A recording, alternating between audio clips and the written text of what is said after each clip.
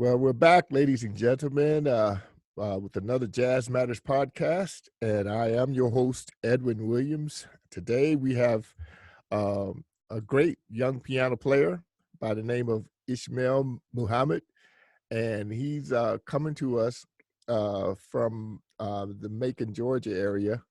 We're gonna check with him to find out what it is, that he's doing down there. I know he's working with Mitchell's Academy. And what we're gonna do is just go ahead and Ishmael, how you doing, man? I'm good. How are you? I'm all right. I didn't mean to get you up too early, did I? Oh, that's it. I don't know. Good. Oh, So, okay then. Well, you can always to reach Jazz Matters, you can go to yesjazzmatters.org, and that is the website where you will find uh, paraphernalia like this, like let jazz be who I am, let me be who I am, all kinds of shirts and all kinds of little goodies over there. We even got hot sauce for all you people who like to put hot sauce on stuff. And in the South, that's a big deal. Okay, but we also go to the Jazz Matters page, the donation page, because we are a 501c3. And we do take donations, trying to keep jazz music in all of its forms alive. All right, but we're going to go ahead and get into Ishmael a little bit, find out a little bit about him. And Ishmael, let everybody know, a little something about you. Where are you living now, and what are you doing down there in Middle Georgia? okay. Well, I'm currently living in Macon, Georgia, because I'm currently a senior at Mercer University. I'm majoring in business management. And after I graduate, my plan is to go to law school right now. And I'm also a piano instructor at the Otis Redding Foundation, which is located here in Macon, Georgia. I'm also doing some community work with this organization called Mosaic Development, which is basically focused on reconstructing the economic blueprint in the Black community. So yeah, that's what I'm up to. Well, cool, man. And as far as doing the stuff with the Reddings, is that something that they also have a hand in, as far as some of the Reddings, like Otis Jr. and so forth? Do they have a hand in that also? Oh yes, sir, most definitely. The foundation was actually started by his wife, Otis Redding's wife, Zelma Redding. Zelma, right? And the executive, the vice president, is his daughter, Carla Redding. And Dexter Redding and O3, as we call him, Otis Redding III. He's also around. But it's basically a family business that they've started, which is focused on the youth and, allowing them to express themselves in music. And, every summer there's this Otis, they call it Otis Camp.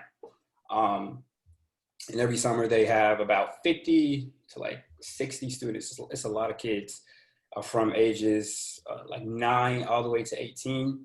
And what they do is they break the kids up into like different genres.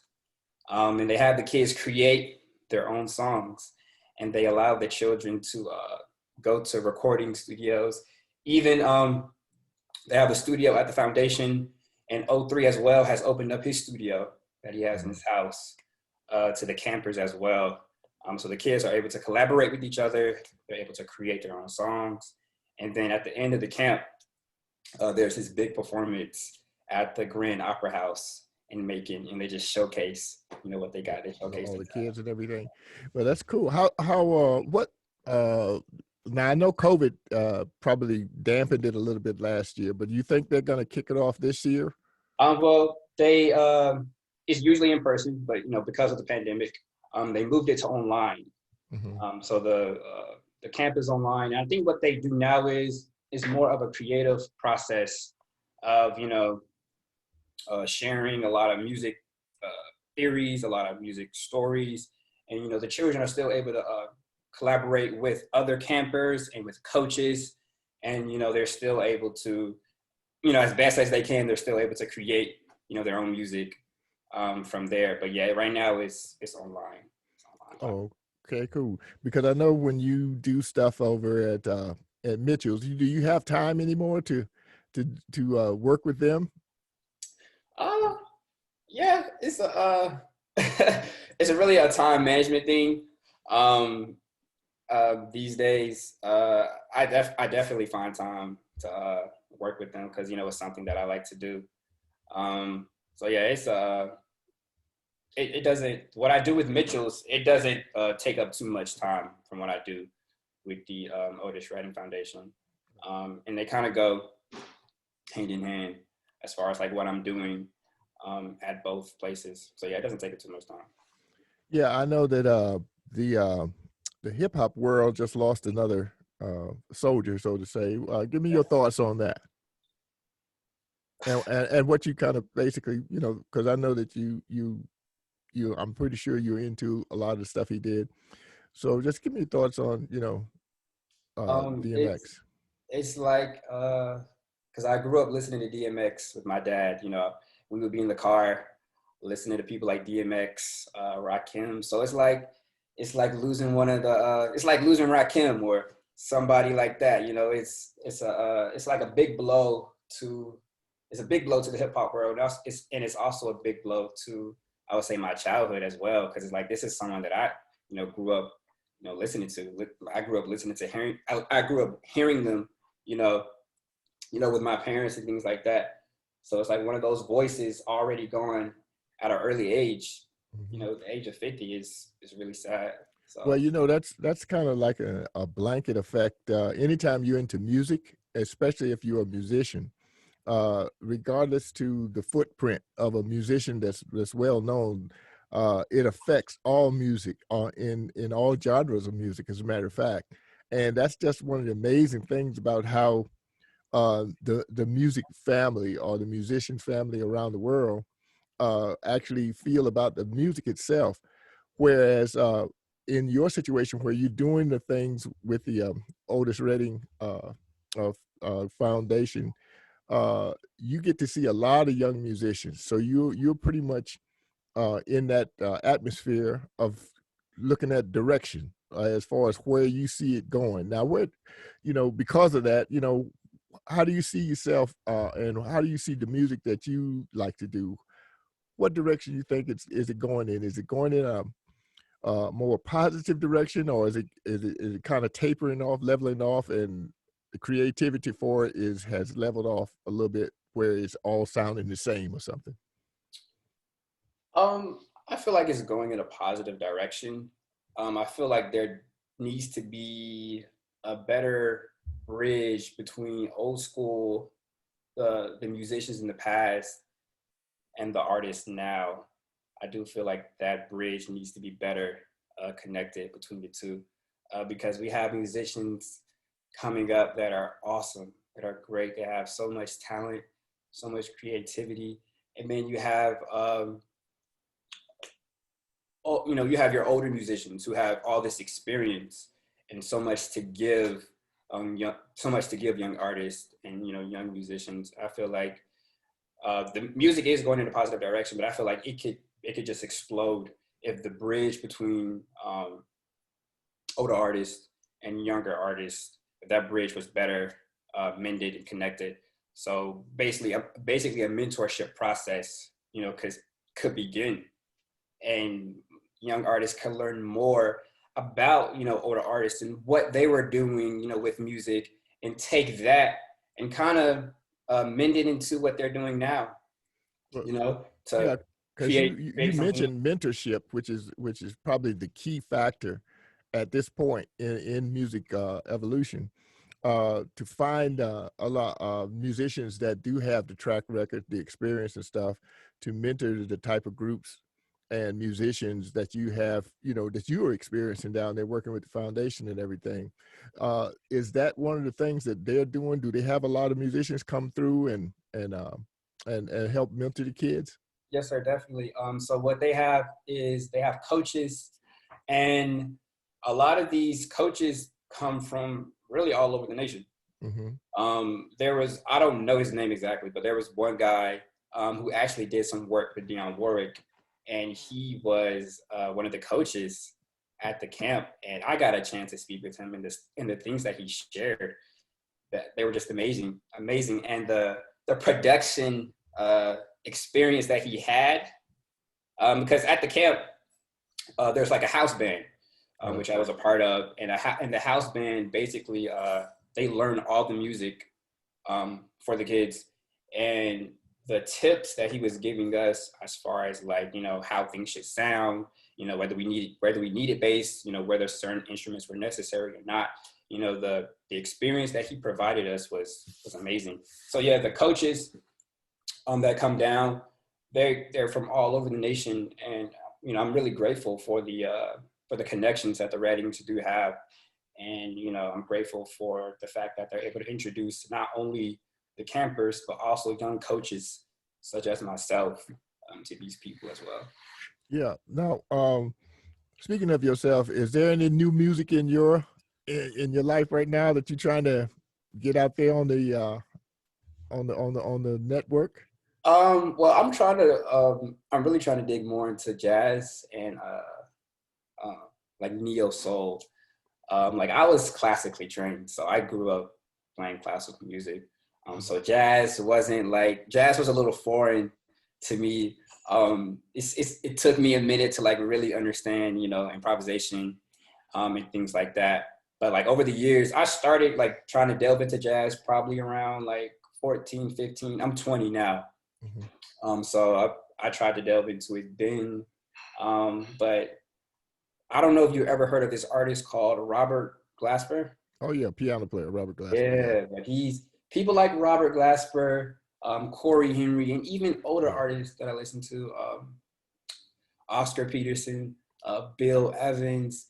The piano in that I love trio jazz. Oh yeah. Well, when you said Bill Evans and Oscar Peterson, those are the godfathers right there. You know, so it's hard to get around too many other people. You know what I'm saying? When you're dealing with those type of, I mean, there are many more out there, of course, but in that direction, yeah, those are people you really want to focus on about certain things. You know, I mean, like I said, there are others, and if you're doing that, coupling that with the Robert Glasper techniques and sounds, and you know, just putting in your stuff, you know, your ideas, you know, that way, that's where it gives the music its longevity. Is really coming from your perspective, you know what I'm saying? So that's why I was asking you, do you have any projects you working on for yourself right now, or what? I currently don't. I feel like that's where I'm at right now. I'm really trying to find my sound. I think that's where I'm at. And I will say I haven't been the most focused on music right now, you know, being that I'm in school, and being that, you know, I'm in the process of applying to some law schools right now. So I haven't been like the most focused on my personal projects or anything like that.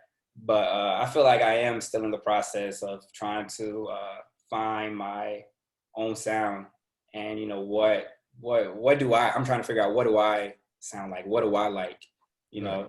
And I feel like I've really been trying to like surround myself with a lot of other musicians, you know, just to hear, you know, just to see, you know, what are you doing, you know, how are you recording, or how are you, you know, like, what are you doing, what's your creative process like, Right. you know? So well, that's definitely the first step in finding your sound, is to observe, and in some cases take what you've observed and work on it, and then find out how you can approach it a different way.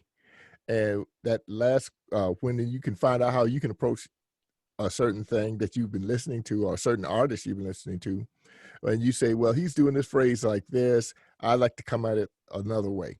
Well, that's when you start really focusing in on zeroing in on your sound, your technique, and that's what's going to give you that identification. The same thing. Now, when I listen to Glasper, for instance, I hear a lot of different things, just like what you were mentioning earlier with his roots. I could tell that I hear elements of gospel. I hear elements of jazz. I hear elements of hip hop, as well as neo sound, and but he's putting it in there, like you said, it's coming right off of his head, top of his head. So his approach is to say, okay, we're gonna play this like this, but when he hears the chords, he embellishes them in a way that he's actually hearing sound also, other than not just necessarily the notes in the chord, but the actual sound blend itself. Right. And so you're definitely on the right track, because you definitely have some people that you're listening to that can put you there, Yes, you sir. know, and that's a great thing. Now I know that a lot of young musicians, uh, and like you were saying earlier in your camp, the mentorship, I have to go back to that, the mentorship issue. That is something that I think if they were to, let's say, put that back in schools, public schools, because since the music programs are so depleted in public schools, uh, the exposure that most young students get is pretty watered down. It is not theoretically based, and so when they come out with things, they're drawn into a process where there are mechanical entities there that make sounds, but they don't know really what's Right. happening with that. They just like the sound. And the mentorship, especially with musicians that can show them through experience, their their experiences, how to actually achieve that. Because a lot of kids are afraid to go out there on their own to do things. Hmm. And what they'll do, sometimes they may get together and put some things together, and but they're always wondering what it sounds like. You know what I'm saying? Because Right. they don't have an established sound in it for themselves. Uh, if you had to say, sum up, basically, briefly, uh, what you think it would take for for this to happen, especially in the public schools. And since you'll be graduating pretty soon, I'm sure, uh, it's something that you might want to even, kind of look at yourself as to getting it back into schools. Um, I feel like we probably need. It'll probably start with looking at it realistically. It'll probably start with musicians that actually want to teach and that want to educate, because that's a part of the music world in itself. Educating. Yeah. Um, Now, of, now, now, in public schools, what usually happens? The public schools, they will have a curriculum that they approve through the Board of Education. Sometimes, it would be a basic education for the most part. It doesn't go outside of that. So when you get a teacher in there that's going beyond that, he usually struggles with the administration of the school, because they want this particular agenda. You see what I'm saying? yes, sir. But you have to ask yourself, now, is this going to be something that's going to benefit the student in the long run? You know what I mean? It's almost like marching band. When you Yeah. get a bunch of kids in the marching band, everything that they're doing, for the most part, they're still in a cookie cutter situation. They're not able to push outward. You know what I'm saying? Uh, but you understanding what I'm talking about? It's tough. And honestly, it needs to be replaced. It really needs to be focused in on. Somebody needs to really focus in on that aspect of our educational system, and zone in on it and look at how it can be uh, altered, or in most instances replaced, because there are a lot of schools around here um, where, and then you really have some schools where there is no emphasis on music whatsoever. Right. There's Mhm. really no emphasis on any type of arts whatsoever. And in the public schools, it's very, very important. It's very, very important that there's some type of emphasis on some type of arts, because what we don't want to do is we don't want to limit children in any way. You know, Right. Uh, that would be devastating, and it's imperative that they're in music yeah, I feel as though it should be mandatory. It might not be something that they might want to do in the long run, but it is something that they need to be introduced to, you know, Right. so that they can know. It's like learning a new language. You know, Yeah. it's something that they'll always know. It's something that they'll always be able to lean on, and it expands. It expands them. You know, it expands Oh their yeah. knowledge. Because I was looking at it like as if you were to put because like they say, I think the way the schools think of it is that, well, we got to invest all this money into instruments for kids. Well, you wouldn't have to necessarily do that, because if you put in a curriculum music education, for instance, that is something that's actually taught, as a like more than an academic situation, because it's giving you history. Right. And see, all it is another form of history, but most board of educations don't even look at it that way, as a historical thing. So when you're dealing with music education, that child isn't necessarily a musician until all of a sudden something clicks in their head when they're learning the history. Then they go say, I want to do this. You know what I'm saying? Right. And that's all it takes. But convincing the board of education is another thing. Yes, sir. But I do think that they'll do it, just like you said. It broadens their scope, as a musician yourself. I mean, I'm looking at the fact that when you were young, how old were you when you started? 4. Okay, if you were 4 when you started in music, right, and you were classically trained, one of the main reasons you might want to go to law school is simply because of the focus on the music that you were learning as a young child. Hmm. The more you focus on certain things like music, because it has all the elements of problem solving, for Right. instance. You see what I'm saying? Yes, So sir. all that leads to other things. It could be you could end up being a doctor, you know what I'm saying, because of your focus on problem solving through the music. You know what I'm saying? I can definitely attest to that. Because when I first started, um, it was my parents would literally drop me off. I believe I was going twice a week at that time, and they would drop me off, and they would pick me up. And I believe it was like a 3 hour gap. I really don't know when, or I don't know how long I was there, but I feel like I was there for a really long time. And being under the tutelage of Mark Mitchell, it really taught me discipline. I learned a lot of discipline, and I learned how to really work hard. And I feel like that shifted over, because at that time also I was playing basketball. And I feel like that shifted over to sports as well. It taught me how to really like focus myself. Okay, if this is something I need to do, you know, for example, in music, if I really wanted to get this piece, then I would really zone in, really focus in, really do it over and over again. If there was something in basketball that I really wanted to learn, then I would keep practicing it over and over again. I would focus in, I would zone in. And I feel like the biggest thing that's even helped me now in school is the discipline that I received just being in music.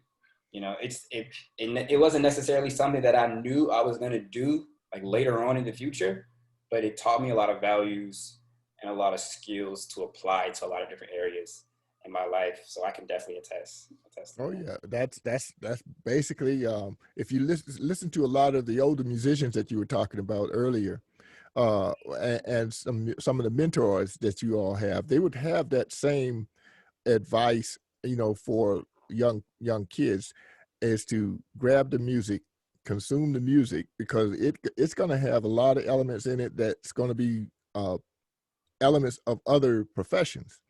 And like I said, the discipline areas of mathematics, for instance, the different areas of history, the different areas of just drama, and so forth and so on.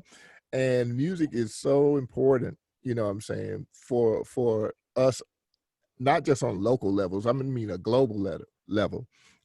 You have youngsters right now that got so much talent, but they're not focused. And that's because nobody's, giving them that chance. And I think it starts, I have to go back to it. It starts at an early age. Go back to public school. And if you can do it in preschool, that's even better, you know. all those kind of things are so necessary. Now I know that we we all looking at what's happening, you know, right now with the pandemic and everything. But I almost feel like a lot of places going to start opening back up next month, which will be May of 2021, and you're going to see a lot of instrumentalists and so forth out trying to do some things.